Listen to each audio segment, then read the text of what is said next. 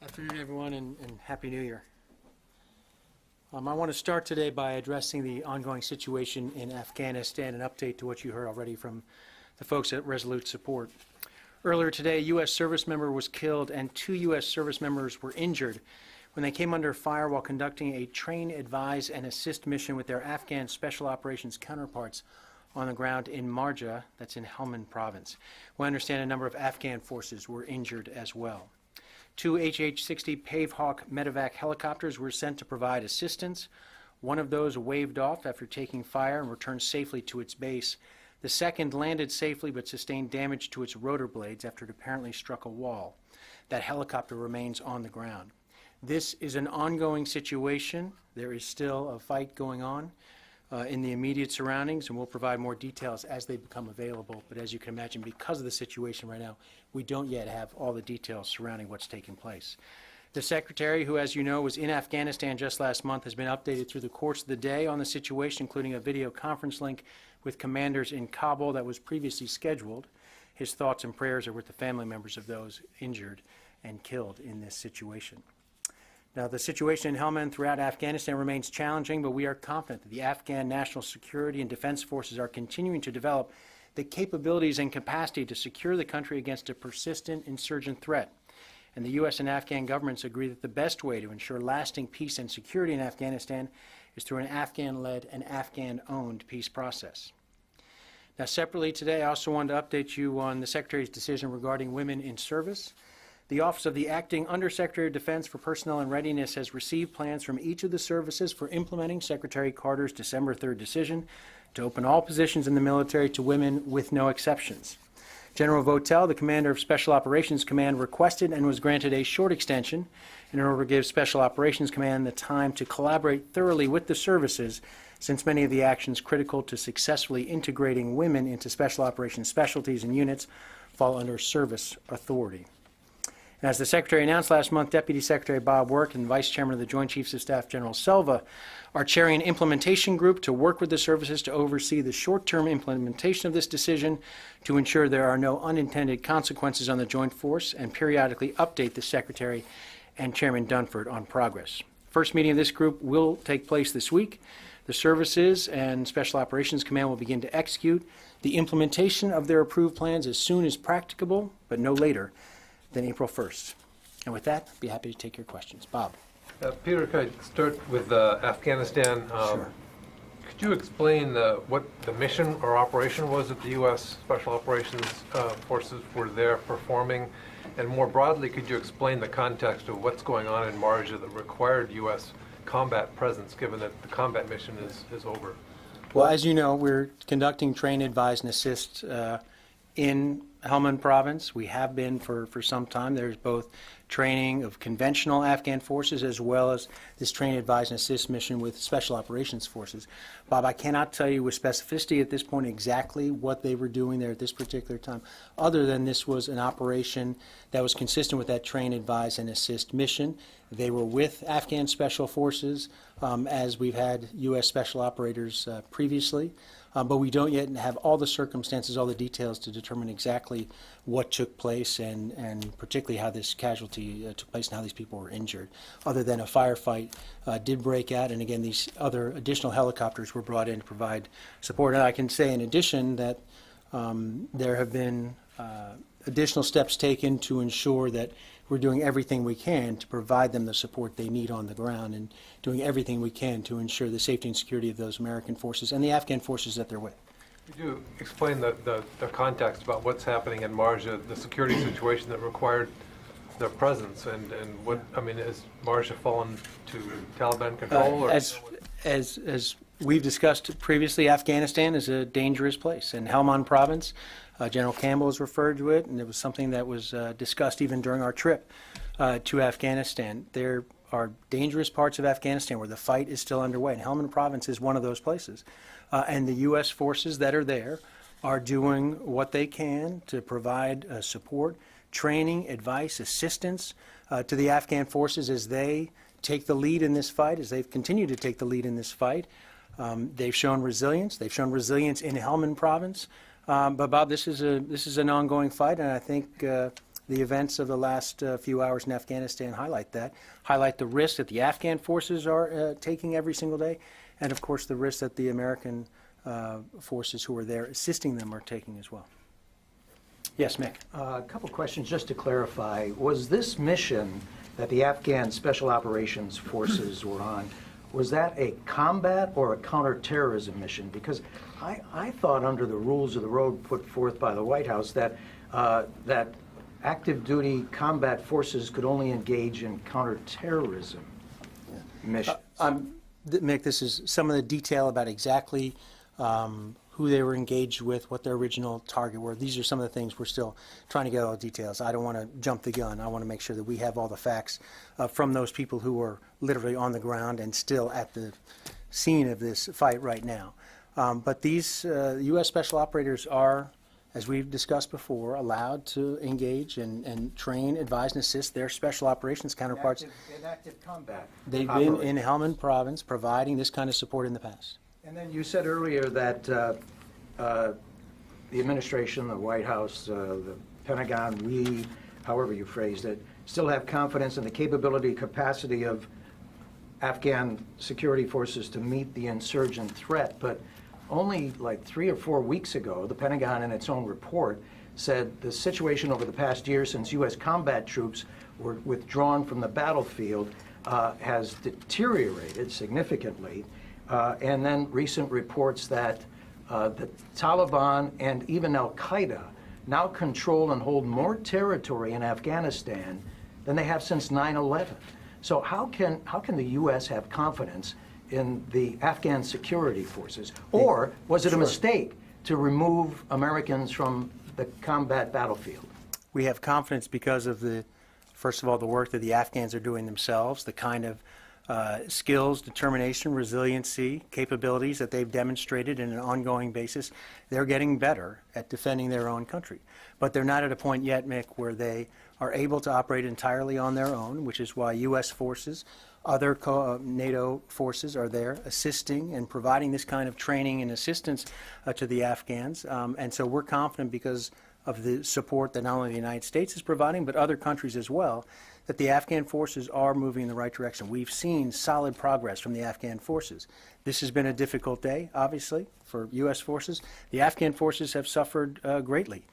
They've also demonstrated skill, capabilities, resilience, as I said, and we're going to continue to provide the support we think that will allow the Afghan government to move forward and allow these Afghan security forces to protect their own country. Just one more quick follow-up. It's not only been a difficult day, it's been a difficult year.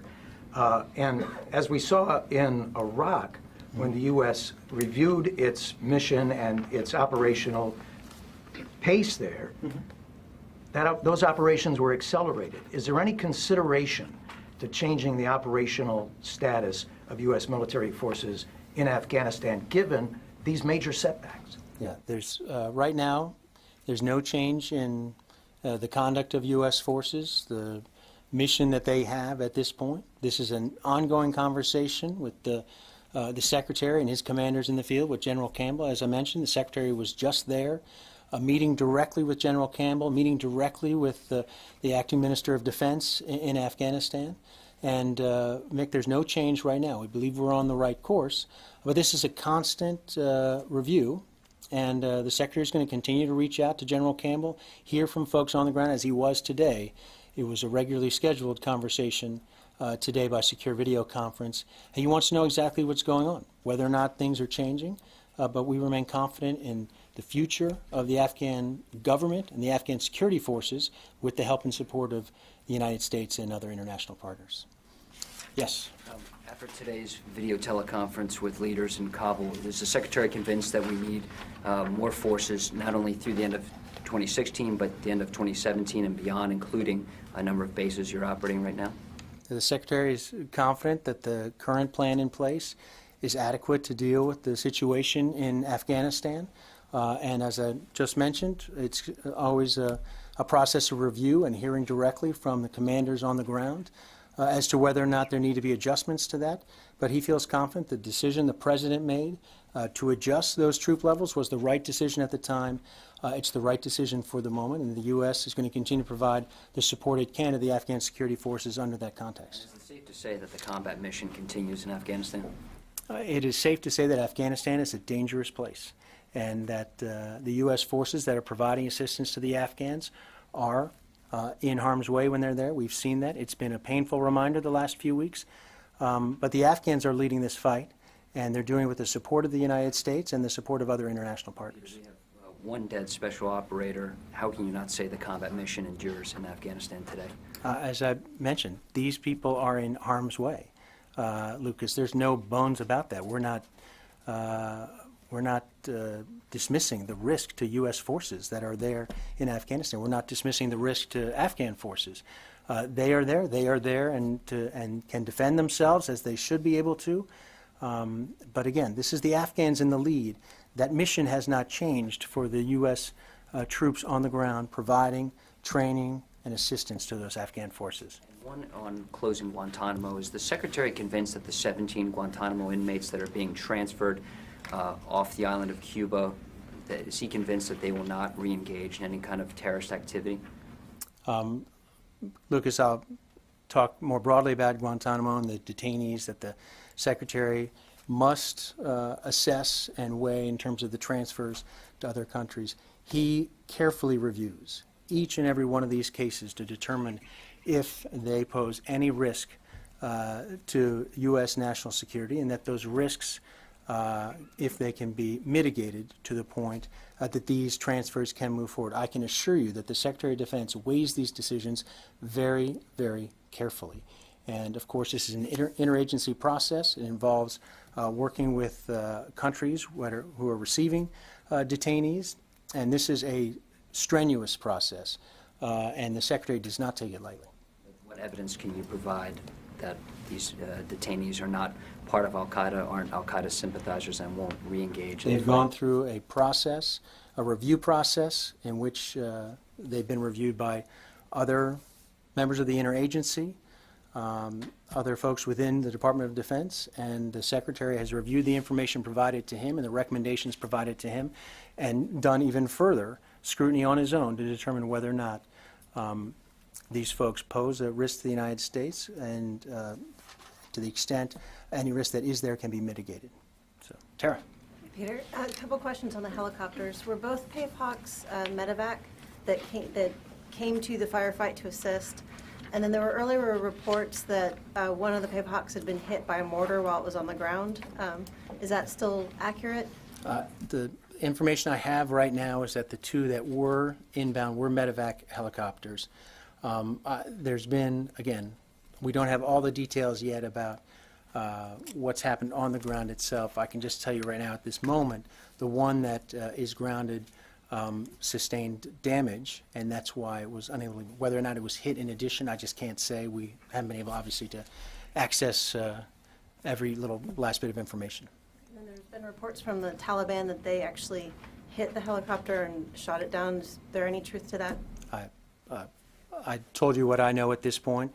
I'm not going to go beyond that. We simply just don't have all the information that we need at this point to be able to determine with specificity exactly what took place, the sequence of events. You said one hit a wall, I think. Is that what you meant by it was damaged? Yeah. Yeah. My understanding is that the rotor hit a wall. I don't know if that was on landing or an attempt to take off, but that's one of certainly major factor why it was not able to leave the scene. I can't tell you if there were other factors as well. And just one last follow-up. Yeah. The casualties, were they all due to the firefight, or were there casualties aboard the helicopter when it hit the wall? I can't tell you with, I don't know at this point. I can't provide you that information until we get more information from the scene. And again, this is an active, ongoing situation, and we hope in the coming hours from Resolute Support to be able to get more of that level of detail. Jackie. Information on the status of those who are injured, if they're being flown out of the theater, or the extent? I can't provide details at this point exactly on their status, the nature of their injuries. So that's the kind of detail we'd like to provide you as soon as we can. We just can't at this point. Yes, Jamie.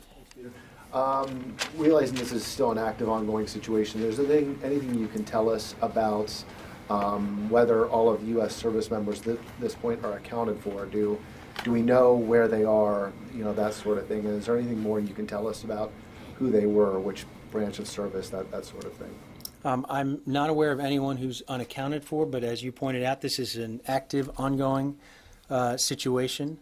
As I mentioned, these forces were there in their train, advise, and assist role with Afghan Special Operations Forces, but I cannot say with certainty that every single member was in fact Special Operations Forces on the U.S. side of things, and I can't give you in detail on the individual service as well. Yes, Bill. Why was one aircraft waved off and then the other one was allowed to land? Were they at two separate locations? Bill, I don't have the exact details, other than I know that there was one was waved off for some reason, whether it was because of incoming fire, whether it was because of the other one that had already landed and sustained issues there with the rotor. I don't know those details yet, but those are some of the questions we have as well. But we hopefully in the next few hours, Resolute Support will be able to provide more of that information. Now, what about the pilot and the crew on board? I mean, was this helicopter abandoned wherever it had this hard landing, and are the pilot and crew accounted for? As I said, I'm not aware of anyone who hasn't been accounted for at this point, but this helicopter landed right at the scene of where this firefight took place and remains there at this time. Yes, Christina. Thanks, Peter. You may not be able to answer this, but what about the casualties, those injured? Are they still in Marja? Were they able to be casevaced or medevaced out? Are they going to be? I'm not able to tell you right now, provide you that information exactly where they're located. Yes. On the women in combat issue, you said they're supposed to begin implementation as soon as possible, no later than April. Is there any kind of deadline on when they actually have to have women in the combat unit? Most of the services said it will take possibly years before they can get enough of them trained and qualified. Is there a deadline for actually having women into the units? So again, the deadline I'm referencing is the implementation of the execution of these implementation plans. And as the Secretary said at that time, as we provided details at that time, the Secretary acknowledges it's going to take some time before we may see women in some of these positions. This is the beginning of a process, and so, but this is the timetable right now for the execution of these plans, the implementation of these plans. But this is not going to happen overnight. But the Secretary has made clear, as he did today in a meeting with the service secretaries and service chiefs, that he expects his directives here to be carried out. Yes, Paul. One follow-up and then a separate question. You said that the situation in Afghanistan is ongoing. Do you mean that the firefight is ongoing, or the assessment is ongoing?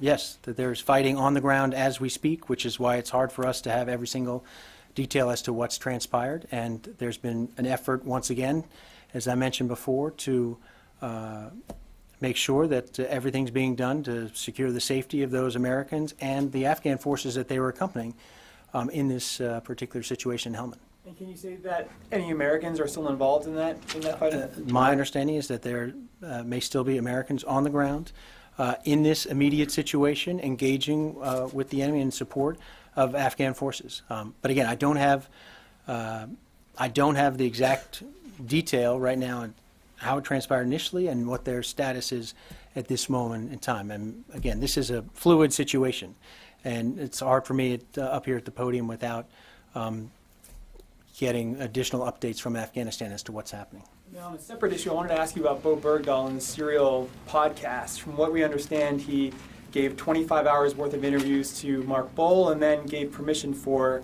Serial to use that information for their podcast. Is that appropriate for an active duty service member to do?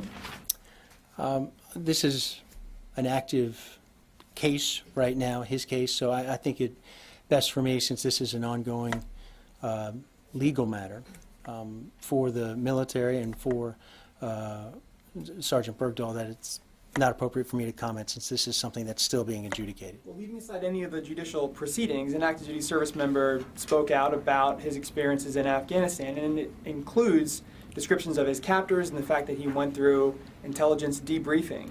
Just on that alone, aside from the judicial proceedings, is that appropriate for an active service member to do? Just because of the ongoing nature of this case, I just don't think it's appropriate for me to weigh in. I think this is something that, again, best left to the case itself and the adjudication that's taking place. Let me move around. Sorry, Tony. A couple non-Afghanistan questions. A month ago, the Secretary announced that he was going to form a special operations strike force in Iraq that captured worldwide news. A month later, what's the status of that task force? Are they in operation? Tony, what I can tell you is that the plan for that force has moved forward. I'm not going to detail to you exactly where they are and what they're doing at this point, but everything that the Secretary anticipated and announced at that time about the ETF and what they'd be doing has moved forward.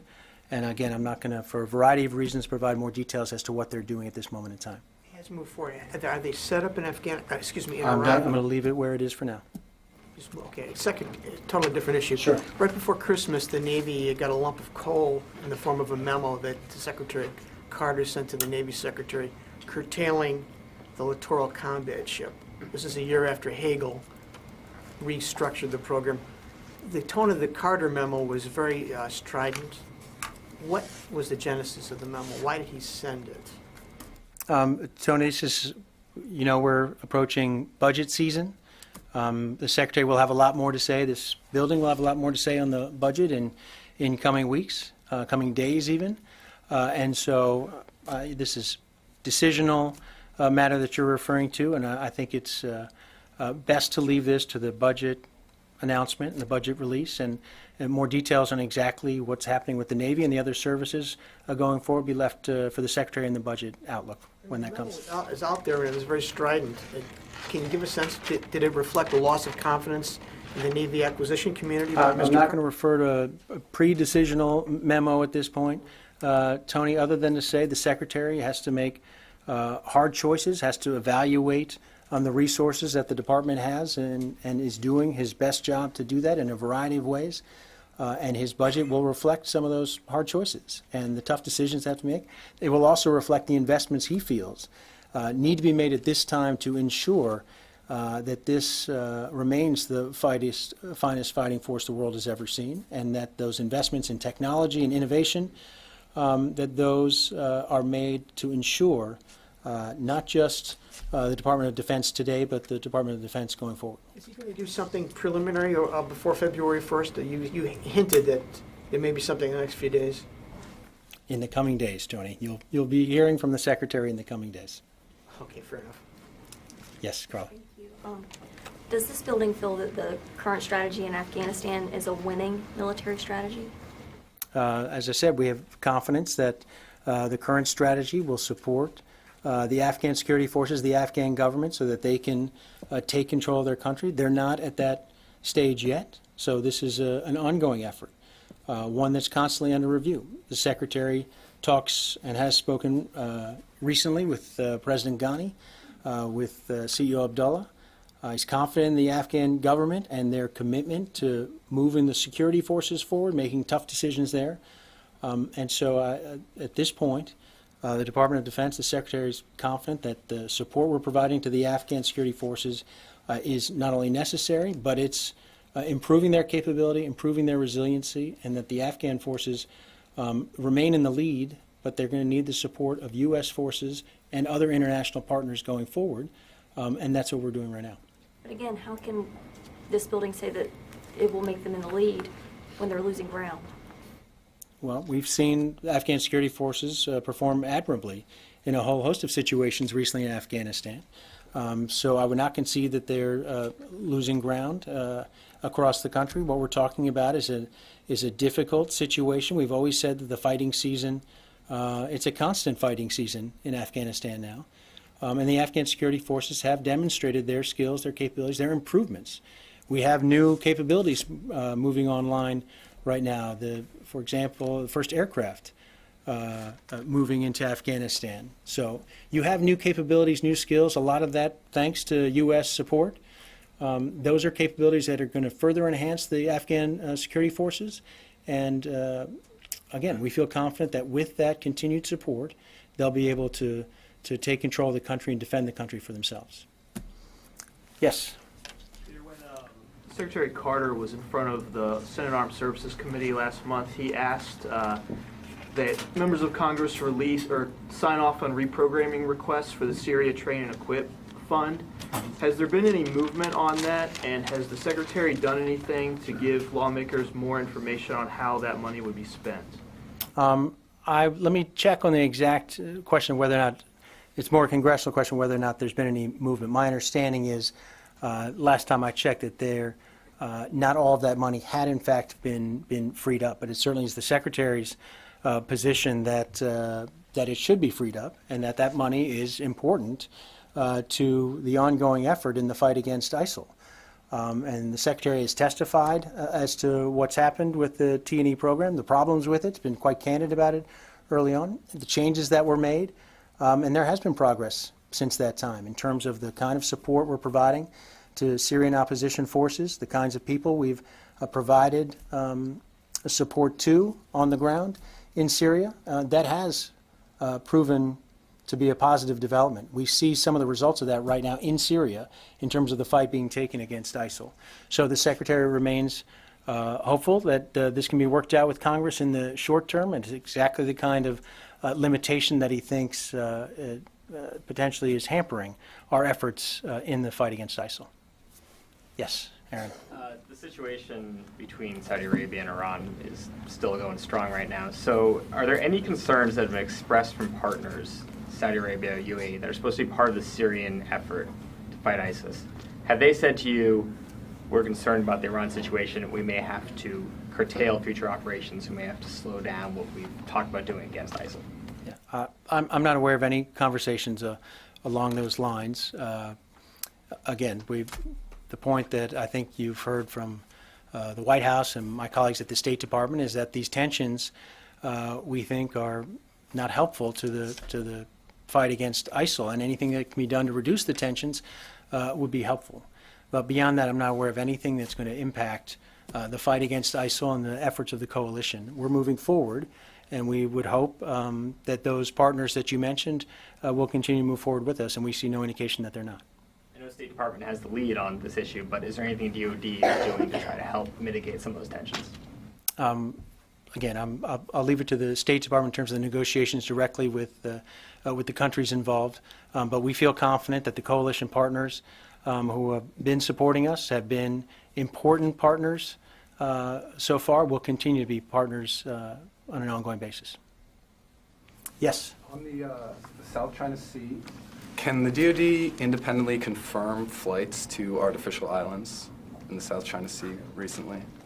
I can't confirm flights from here. I've seen reports of those flights.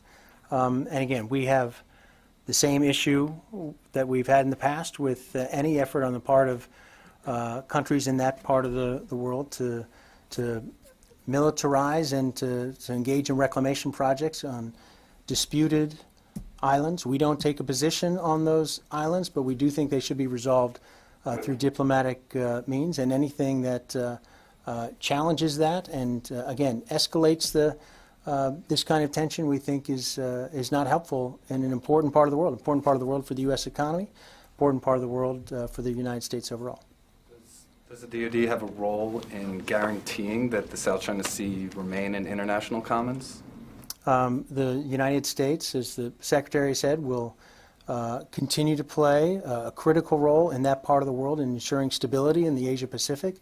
Our rebalance to the Asia-Pacific is emblematic of that. The Secretary's own visits to Asia recently, our trip there, again, an indication of how important we feel that part of the world is, and the role that the U.S. military has played in preserving that kind of stability and security, the prosperousness of that part of the world. A key reason for that has been the presence of the U.S. military in that part of the world. And we're going to continue to play that role and try and do everything we can to maintain that security and stability in the South China Sea and beyond. All right. Looks like we're done. Thanks, everyone. Appreciate it.